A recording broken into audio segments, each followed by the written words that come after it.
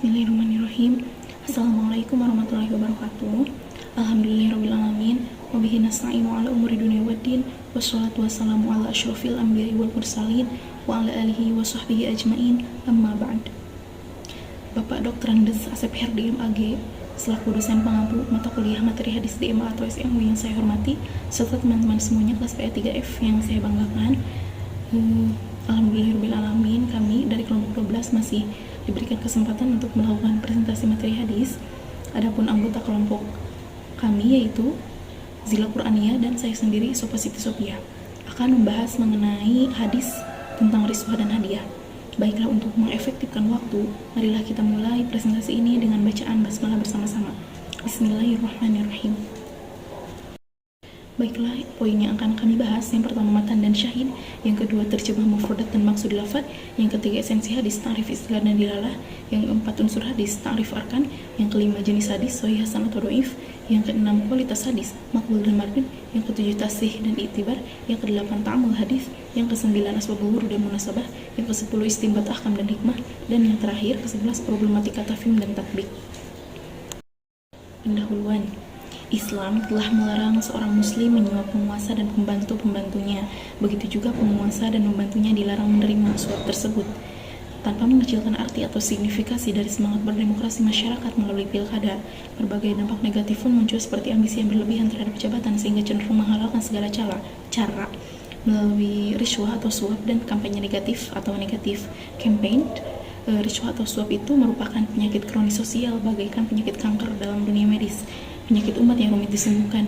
Dia mengacaukan tatanan sosial, menjungkir balikan nilai humanisme. Di samping itu, riswah mampu menggerogoti nilai dan moral umat secara perlahan tetapi pasti, mengesampingkan kafaah potensi umat dan juga menyia-nyiakan kemaslahatan umum. Nah, adapun selain riswah ini, di dalam syariat itu dikenal istilah hadiah gitu. Nah, dari kitab Fathul Mu'in yang diterjemahkan oleh Ali As'ad, hadiah menurut beliau adalah hibah yang pemberiannya dengan cara mengantarkan kepada yang diberi guna untuk memanggilkannya. Jadi, kalau hadiah itu diperbolehkan, sedangkan riswah itu dilarang dalam Islam. Baiklah, untuk selanjutnya poin 1-5 akan dijelaskan oleh teman saya, saudari Zila Qur'ania. Kepadanya saya persilahkan. Baik, terima kasih kepada moderator yang telah mempersilahkan saya untuk memaparkan materi. Di sini saya akan menjelaskan tentang matan dan syahid. Jadi matannya itu la'ana Rasulullah sallallahu alaihi wasallam ar-rasyiya wal murtashi. Syahidnya yaitu hadatsana Ahmad bin Yunusa hadatsana nu Abi bi an Harithi ni Abdirrahmani an Abi Salamah an Abdillah ibni Amrin qala la'ana Rasulullah sallallahu alaihi wasallam ar-rasyiya wal murtashi. Hadis riwayat Abu Daud. Jadi Ahmad bin Yunus menceritakan kepada kami, Ibnu Abi Dhi'bi menceritakan kepada kami dari Haris bin Abdurrahman, dari Abi Salamah, dari Abdullah bin Umar berkata bahwa Rasulullah Shallallahu Alaihi Wasallam bersabda, Rasulullah Shallallahu Alaihi Wasallam melaknat orang yang menyuap dan orang yang menerima suap. Hadis riwayat Abu Daud. Rangkaian trimester yang terlihat dalam periwayatan hadis tersebut adalah Abdullah bin Umar, Abi Salamah, Haris bin Abdurrahman, Abi Dhi'bi, Ahmad bin Yunus, dan Abu Daud. Selanjutnya di sini saya akan menjelaskan tentang terjemah mufradat dan maksud lafaz. Jadi terjemah dan mufradatnya itu ada hadatsana Ahmadu bin Yunasa. Terjemahnya itu Ahmad bin Yunus menceritakan kepada kami. Qala, terjemahnya itu berkata, hadatsana nu Abi Zinbi ibnu Abi Zibi menceritakan kepada kami. La'ana Rasulullah sallallahu alaihi wasallam. Rasulullah sallallahu alaihi wasallam.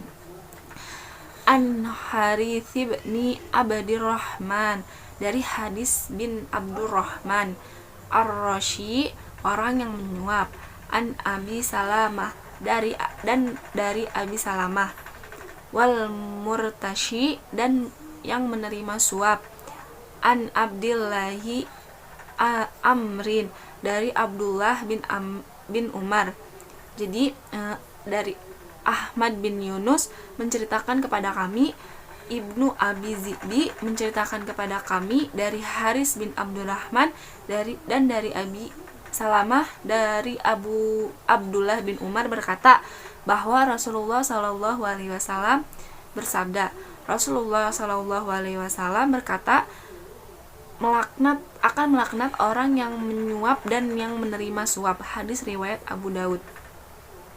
Maksud lafaznya itu ada la'ana dalam hadis bermakna jauh dari rahmat Allah, sedangkan kata ar-rashi orang yang memberikan suap atau sogokan kepada seseorang yang meluruskan urusan atau untuk maksud mengabulkan putusan hakim. Dengan ungkapan lain, orang yang memberikan suatu hadiah untuk menjadikan yang salah tidak salah, yang tidak berhak jadi berhak. Sedangkan kata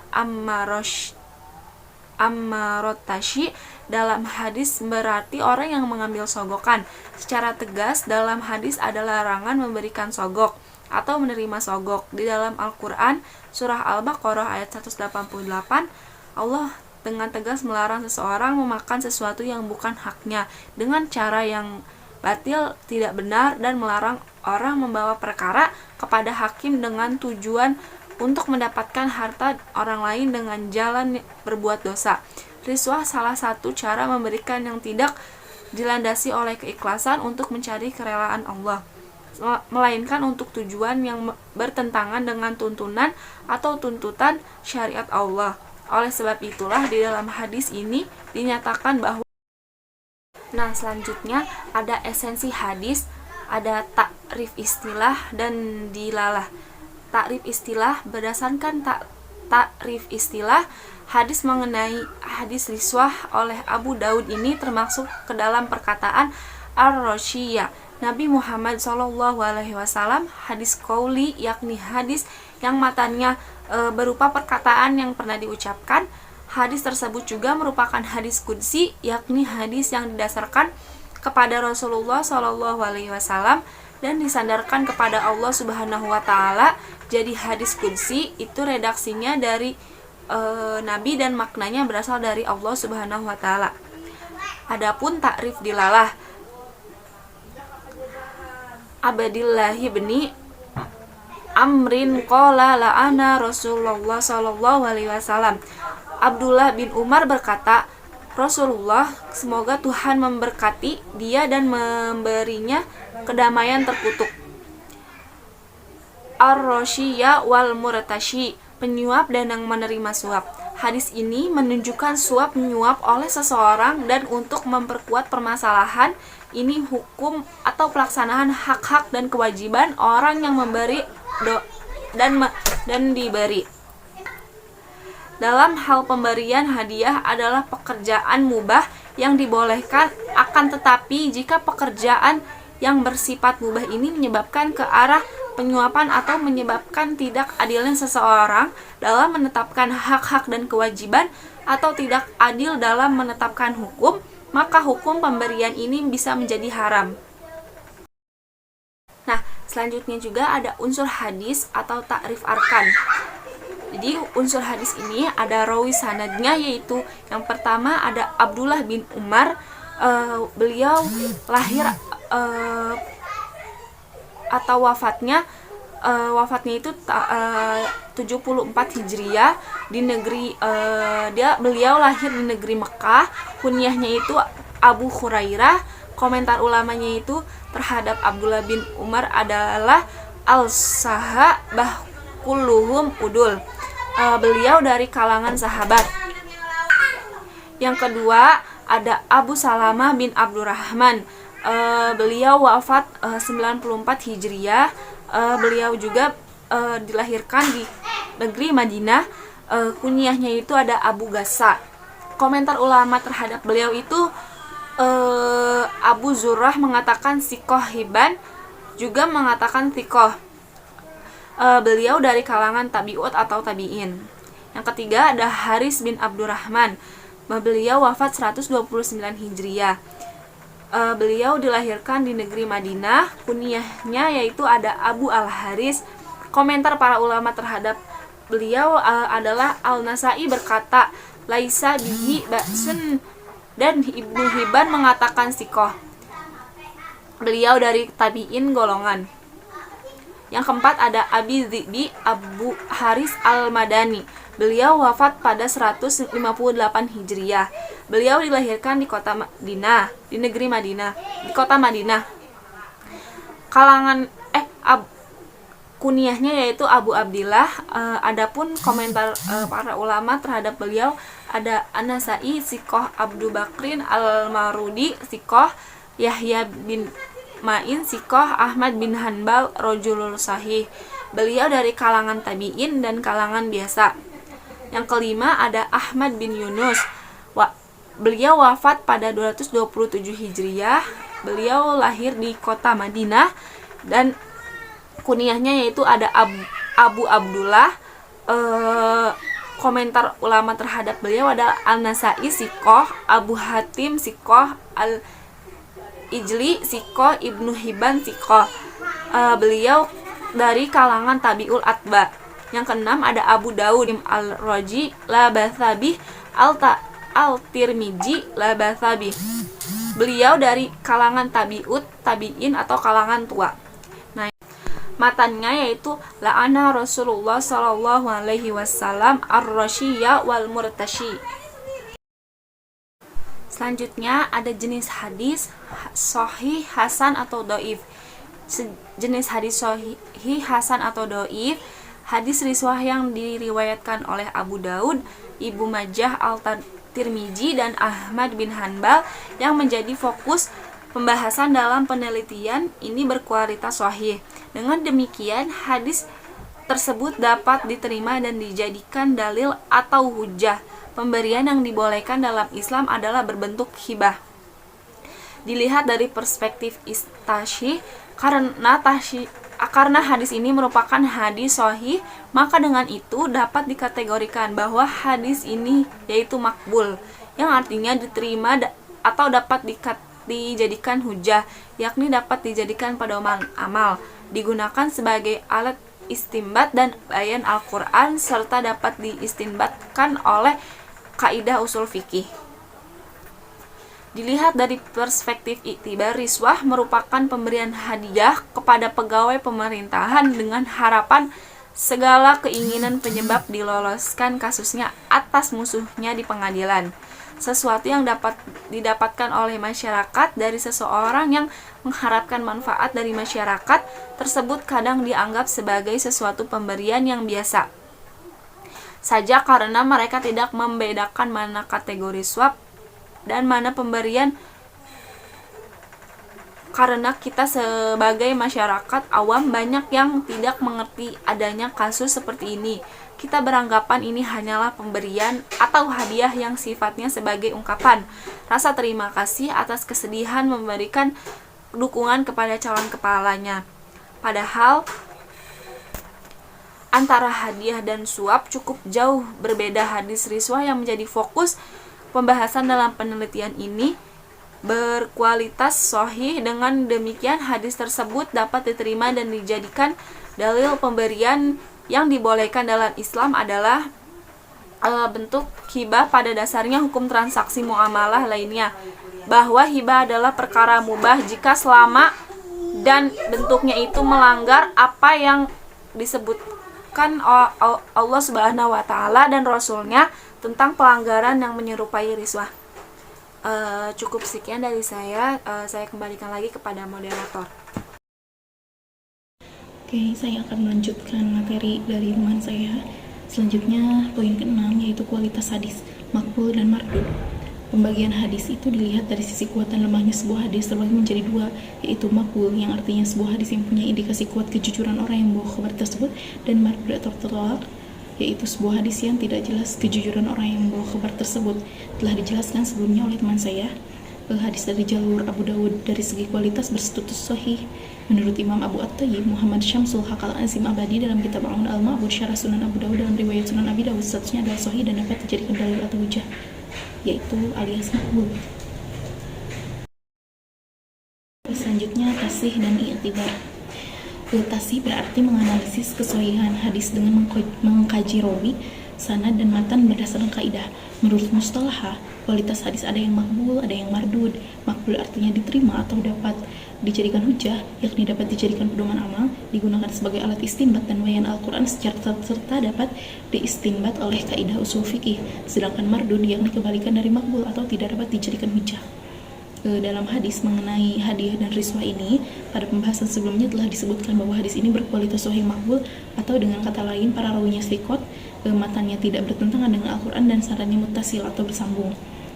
Sedangkan i'tibar berarti mendapatkan informasi dan petunjuk dari literatur, baik kitab atau diwan yang asli, yaitu musnad, sunan, dan sahih, kitab syarah dan kitab-kitab fan yang memuat dalil hadis, serta mempelajari kitab-kitab yang memuat problematika hadis. Untuk mendapatkan hadis tentang hadiah dan riswah ini didapat melalui kitab Ibnu Majah dalam kitab Ahkam nomor 2 dan dalam Al-Adab Al-Mufrad nomor 594. Selanjutnya ta'amul hadis. Karena hadis tersebut termasuk hadis makbul, yakni hadis sahih, maka dapat diterima menjadi hujah dan pada dasarnya dapat diamalkan dan digunakan. Hadis makbul yang dapat diamalkan disebut hadis makbul ma'mulun bih, yakni hadis muhkam, yaitu hadis yang dapat diamalkan secara pasti sebab tidak ada syubhat sedikit pun, tidak ada pertentangan dengan hadis lain yang mempengaruhi atau melawan artinya, jelas dan tegas lafaz dan maknanya.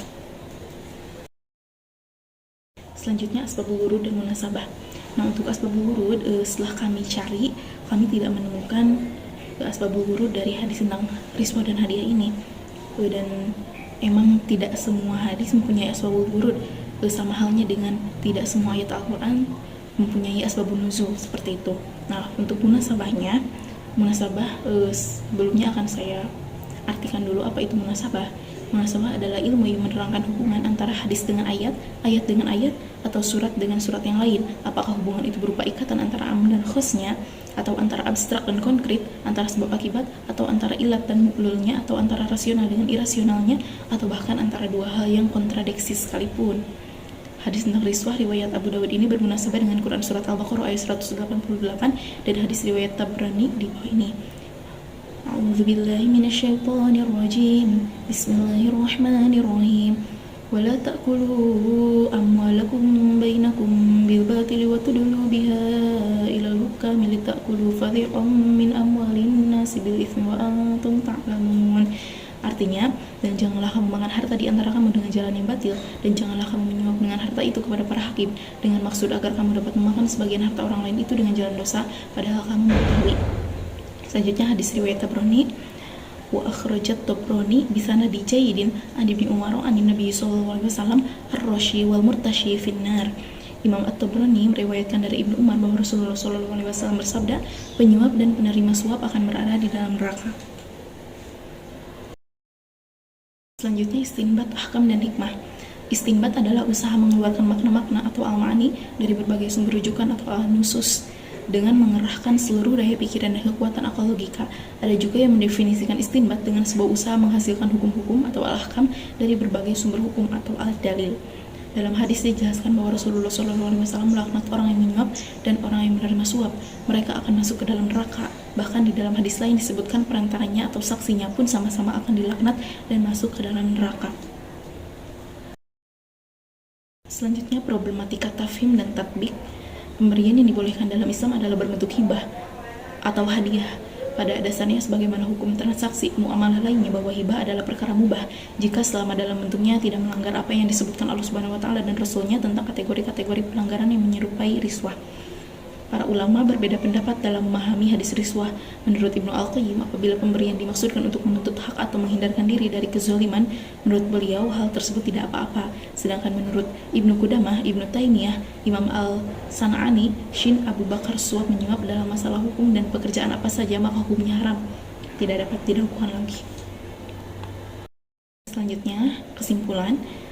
Setelah kami kelompok 12 melakukan takhrij terhadap hadis-hadis Nabi SAW tentang riswah, maka hadisnya itu berkualitas sahih dan dapat dijadikan hujjah atau dalil. Pemberian yang dibolehkan dalam Islam adalah berbentuk hibah atau hadiah. Pada dasarnya sebagaimana hukum transaksi muamalah lainnya bahwa hibah adalah perkara mubah jika selama dalam bentuknya tidak melanggar apa yang disebutkan Allah Subhanahu wa taala dan Rasulnya tentang kategori-kategori pelanggaran yang menyerupai riswah atau suap. para ulama berbeda pendapat dalam memahami hadis riswah.